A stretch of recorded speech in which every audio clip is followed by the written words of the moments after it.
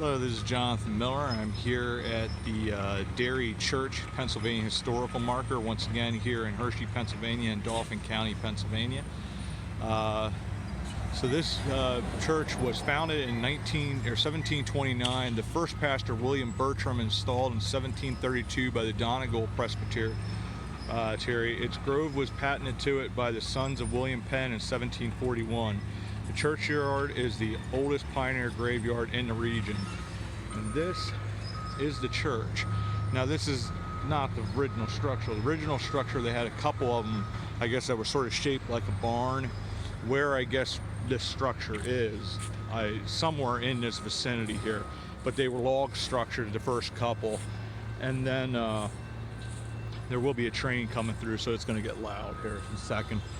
But they eventually built a more permanent log structure, which was in 1769, and that lasted for well over 100 years. And by that stage, after the Civil War, many of the original families that had come here, there's a lot of Scots, Irish immigrants, and they eventually just were running out of members. And thankfully, the older member families that had been here from the get-go, they had moved, a lot of them had moved out west.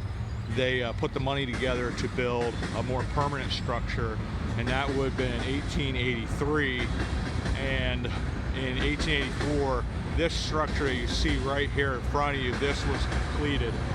I really do apologize. This thing came out of nowhere. All right, we'll start up again. That was just, I don't know, it was a really short train, but wow, it was loud. There is construction going across the street as well. But anyways, over the years then, they did add on to this church. As you see through here, it's a really pretty church, and it really revitalized when Milton Hershey brought the Hershey Company factory here, which you could see the towers in the background. There is where the old factory used to be. The smokestacks are still there. Really revitalized membership, and that structure right there, we'll go over to that in a second. That is the original parsonage, if you will, or not parsonage, but it's like the pastor's study. And that was built in 1732, and Milton Hershey actually paid to get it enclosed in glass to preserve it because it was starting to fall apart. They did restore it, but thanks to Milton Hershey for doing that. But the first pastor was installed, William Bertram, who is buried in the old churchyard over there in the back left corner.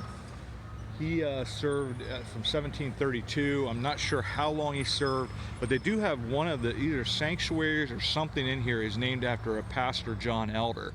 And if you've watched Cliff's The Wandering Woodsman's videos, he did a video on the Paxton Boys. This church and the Paxton Presbyterian Church for over 100 years actually shared pastors. So I'm assuming, I think I'm pretty safe in it, because John Elder was the pastor at the Paxton Presbyterian, that at some point he did pastor here as well. And he's a pretty significant figure in history because he was actually, they called him the fighting preacher during the French and Indian Wars, and he encouraged them to defend themselves. Unfortunately, some of the men that were involved with that, the Paxton Boys, committed a massacre.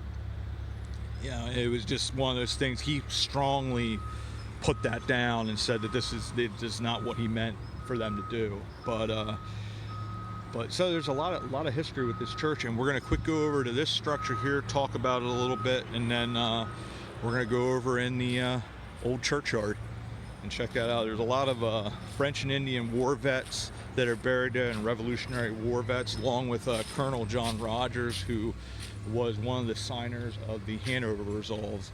So he's a pretty important guy. There's a number of other really important people in there as well.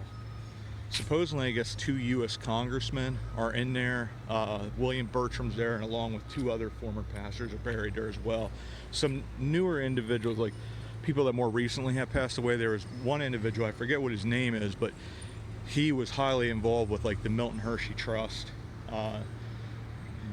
Really good guy that really took care of local community and kids and stuff like that. But this is the old session house. It was like a pastor's study, also operated like for Sunday school, and I believe as well for, they did some schooling here.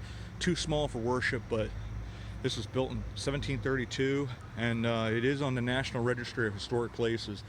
So this, my friends, is the historic Derry Presbyterian Church. Thanks everybody, and we'll see you about town.